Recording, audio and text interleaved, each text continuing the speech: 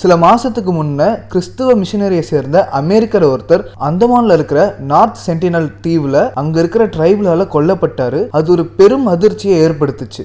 இப்போ கேரளாவில் ஒரு அதிர்ச்சிகரமான சம்பவம் ஒன்று நடந்திருக்கு. அது என்னன்னு பார்த்தீங்கன்னா, டெல்லியில இருந்து பெண்கள் குழந்தைகள் உட்பட ஒரு 50 பேர் கேரளாவுக்கு சுற்றுலா பயணமாக வந்திருந்தாங்க.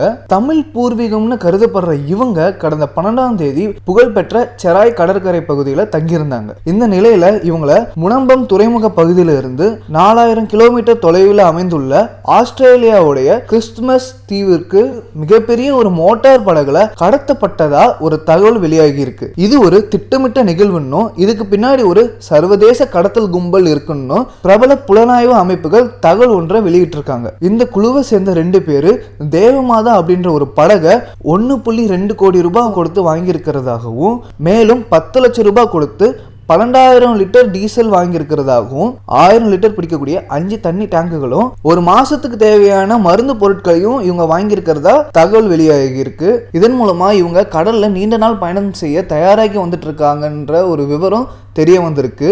இருந்தாலும் இது ஒரு ஆழ்கடத்தல் முயற்சியா என்றதை உறுதி செய்யணும் அப்படின்னு Ernakulam superintendent of police SP Nair அவர்கள் கூறியிருக்காரு. இப்படி 50 பேரை கேரளாவில இருந்து ஆஸ்திரேலியாவுக்கு கடத்தப்பட்டதா வெளிவந்துட்டு இருக்க இந்த செய்தி கேரள பகுதியில் ஒரு பரபரப்பையே ஏற்படுத்தி இருக்கு அப்படின்னு சொல்லலாம். இந்த செய்தியை பத்தின உங்களுடைய கருத்துக்களை கமெண்ட் செக்ஷன்ல கமெண்ட் பண்ணுங்க.